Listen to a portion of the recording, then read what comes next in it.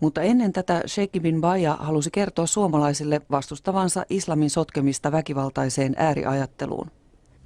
مصالح البشرية والإنسانية للناس سيكون على المدى المتوسط وربما القريب أقرب إلى عقول الناس وأفهامهم من العمل الشنيع الذي تقوم به الجهات المتطرفة. صحيح صوتها رفيع لأنها تفجر وتقتل والصحافة تنقل خبرها، لكن هذا الصوت يقابله صوت آخر حتى ولو كان خافتا فإنه قوي بالحق لأنه يدعو إلى الحياة ولا يدعو إلى الموت. هناك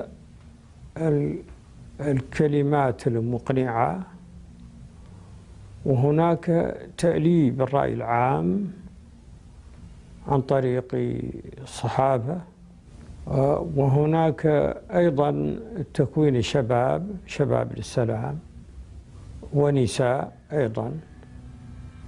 هناك إجراءات كثيرة. Bin Baja oli pääpuhujana Helsingissä tänään päättyneessä kansalaisjärjestöjen konferenssissa, jossa pohdittiin rauhantyötä uudessa tilanteessa. ISISin kaltaisten järjestöjen kanssa vuoropuhelu ei ole mahdollinen. Miten siitä huolimatta rakentaa rauhaa? Yksi Bin Bajan tavoitteista on kouluttaa imaameja levittämään maltillista islamin tulkintaa. ليس من وظيفتهم أن يحرضوا الناس على الإرهاب. هذا أبدا ليس وظيفة دور العبادة وليس وظيفة الأئمة الذين يقومون على العبادة. إذا خرجوا عن وظائفهم فالدول التي يوجدون فيها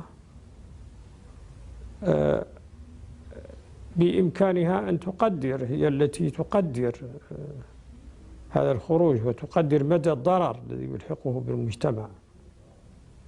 وحتى أيضا المجموعة المسلمة كوميونيتي المسلمة عليها أن تكون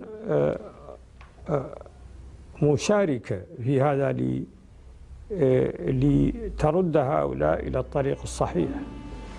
تجعل عليه حقوقا. Suomessakin Bin Bajan sanoma muslimiyhteisölle on, että rauhanomaista yhteiseloa tulee jatkaa. لم تستعمر أحدا، ما عندها أجندة إلا الخير، فأنا أشكرهم على كل حال. ممكن فنلندا أن تقوم بعمل طيب.